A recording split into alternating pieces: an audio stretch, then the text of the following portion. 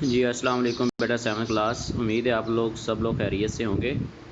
बेटा आज हमारे पास डे 15 का टास्क है और डेट है आज 20 जून 2020। जी बेटा हमारे पास फर्स्ट MCQs है डे 15 में। The result which can be inferred directly from the theorem is called.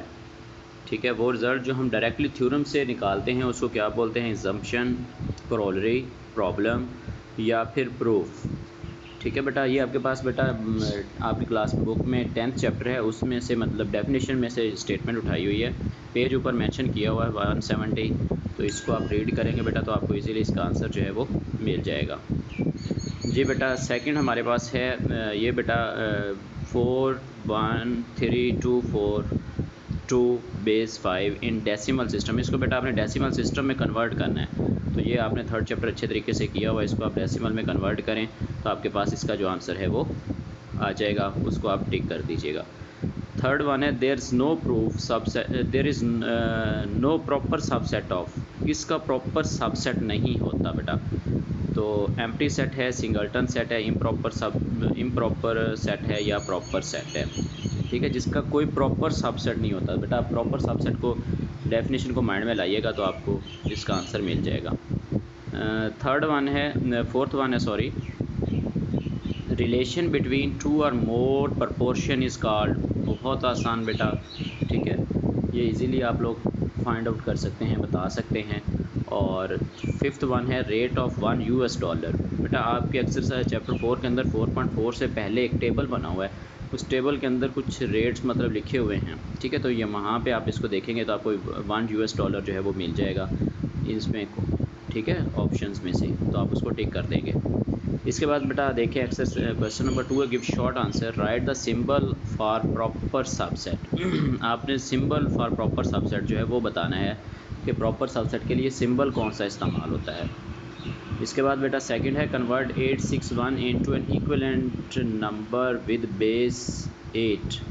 इसको आपने बेस 8 के अंदर कन्वर्ट करना है। डेसिमल में बेटा दिया गया है, इसको बेस 8 में कन्वर्ट करके आपने आंसर राइट कर देना है। ठीक है, थर्ड वन है आपके पास बेटा, define PLS term deposit account. तो बेटा ये एक्सरसाइज 4.4 पेज 65 4 चैप्टर में है। 4 चैप्टर को निकालिएगा, ठीक है, उसमें रीड आउट कीजिएगा। कुछ डेफिनेशंस हैं इस पेज पे तो उनके बिटवीन में ये डेफिनेशन राइट की हुई है। ऊपर हेडिंग दी हुई है PLS टर्म डिपॉजिट अकाउंट। ठीक है, तो इसको आपने कंप्लीट मतलब वहाँ से दे के आंसर इसका राइट कर लेना है। जी बेटा अब हम चलते हैं लॉन्ग क्वेश्चंस की तरफ। लॉन्ग क्वेश्चन में हमारे पास है जी, लॉन्ग क्वेश्चन में बेटा हमारे पास है 4.7 से है क्वेश्चन नंबर 3 है, Osama insured his life for RS 7 lakh, find annual premium eight 4.5% of the policy amount with policy fee at the rate of 0.25%, calculate monthly premium at the 0.9% of the annual premium। अच्छा बेटा ये देखिए आपके पास annual premium, सबसे पहले आप इसकी policy फ़ी जो है वो कैलकुलेट करेंगे। पॉलिसी फ़ी की आपको परसेंटेज दी गई है, तो 0.25% मल्टीप्लाई बाय 70 लाख जो है आपके पास अमाउंट है, उसके साथ तो आपके पास इसकी पॉलिसी फ़ी आ जाएगी।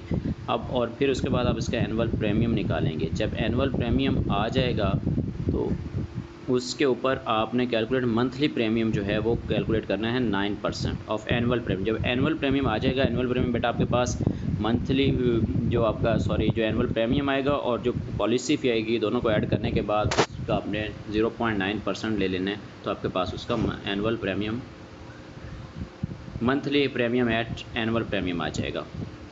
और इस तरह से बेटा ये क्वेश्चन आपका कंप्लीट होगा। और जो सेकंड क्वेश्चन है आपके पास इसमें वो है सॉल्व 7643 बेस 8 मल्टीप्लाई 9।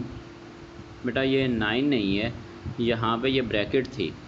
ठीक है, ब्रैकेट लगाएं 2346 बेस 8। ठीक है, तो इसको आपने बेटा बेस 8 के अंदर मल्टीप्लाई करना है। ठीक है, सेकंड क्वेश्चन के अंदर दोनों बेस में 7643 बेस 8 और ये 9 की जगह पे ब्रैकेट लगानी थी, ब्रैकेट स्टार्ट थी, ब्रैकेट मिस है। तो बेटा क्योंकि बेस 8 में 9 तो आ ही नहीं सकता डिजिट, तो यहाँ पे आप ब्रैकेट पुट करें और 2346 बेस 8 लगाएं और फिर इनकी आपने मल्टीप्लिकेशन करनी है। तो इस तरह बेटा आपका जो डे 15 का टास्क है वो कंप्लीट हो जाएगा। इसमें कहीं पे कोई कन्फ्यूजन हो, कोई बात समझना है तो आप लोग ज़रूर शेयर कीजिएगा, आपको गाइड कर दिया जाएगा। अपना ख्याल रखिएगा। ओके बेटा, अल्लाह हाफ़िज़।